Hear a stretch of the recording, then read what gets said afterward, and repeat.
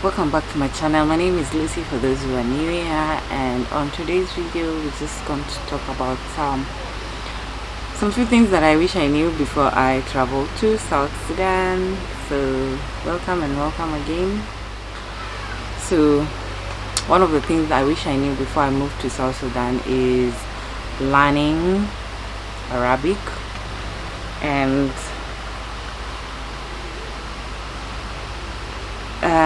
it's as simple as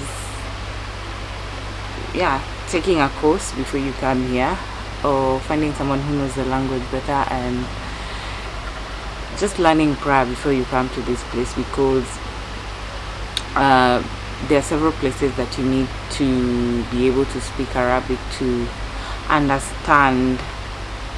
Or let's say, for instance, if you need to buy things, like especially I've found difficulties when I go to the market, because most of the women there or people who sell in the market are non-English speakers. So it has made my way, or rather I've had difficulties simply because because of that language barrier.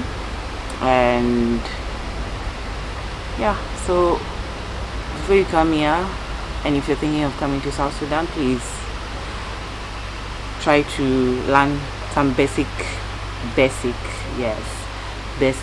Arabic, and you'll find your way around this place easy, because be it in the shops, you have to speak Arabic. Not all of them, yes, they know English, but very few know English, and just being able to speak Arabic is an added advantage to move around, to get things around. So something else I wish I knew, or before I moved to this, like nobody explained. So these are some of the things we found out when we were here, that you need to be drinking clean water, like bottled water. You can't drink water from the tap, it's not safe.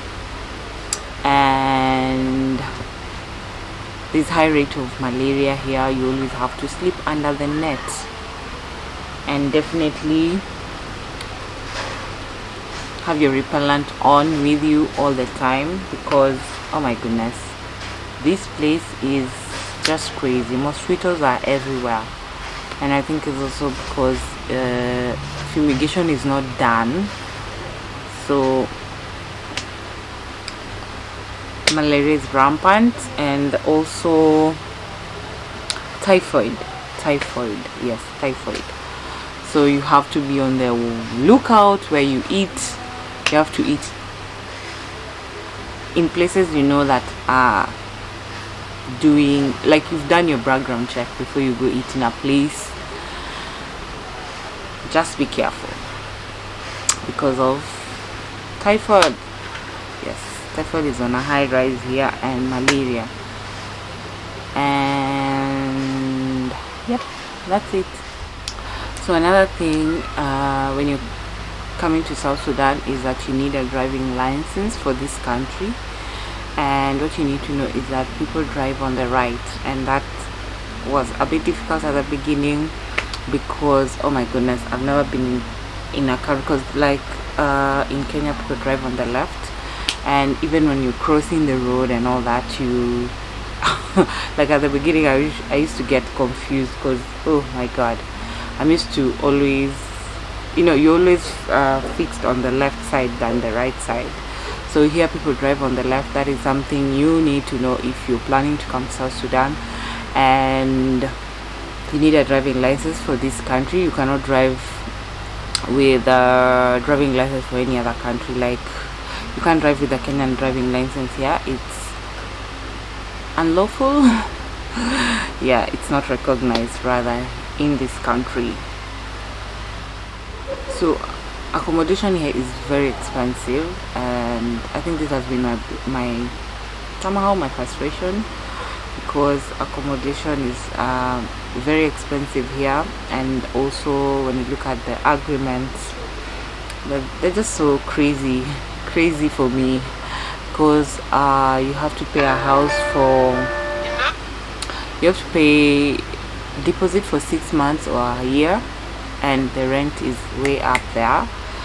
for like let's say for $20, 20, like even for $10, I would get a 1 bedroom or 2 bedroom for $10 in Kenya. And for $100 here, I would get like just like a small room and not all that furnished, and I mean not a proper housing here in South Sudan. So for proper housing you get from 300 to going up from 300, but I find that very ridiculous and crazy, and I just don't understand how their housing is how priced, and the way they pay the deposits. Like you have to pay in 6 months, you have to put 6 months deposit and a year deposit. So that's, for me, it's just crazy. Yeah. So you know how moving to a new country usually is, because you're still very new and you're not sure if you get a place to belong, and most of the time for the few months definitely you feel lonely, because you do not know your way around, rather good places to also hang around. Yes. And also I think something that, because like when we came to South Sudan, we didn't know anyone. We didn't know that we could find a Kenyan community to belong to, but that transition was not so hard because we quickly found friends that come from the same place as we, not necessarily the same house or the same estate, but come from Kenya. And we also found a community to belong to, like a church that is international, because here most churches are local, and not local in the sense of local, but how do I put it, it was difficult for us to feel like we belonged, because of they would speak Arabic most of the time and the translation was not really good. So we ended up finding a church that is international, like it's well recognized, and I think it's also there in Kenya, that we were able to visit and be part of that family. So the culture in South Sudan is so rich and is so deep, and it's something interesting, or rather it's something new that I'm really enjoying, and I'm learning, continuing to learn about the culture of this place, and it's so interesting. And this is just an advice to anyone who's thinking of traveling in any other country. It's always good to understand people's culture, just the diversity, and appreciating people's differences, in how they live, their style of doing things.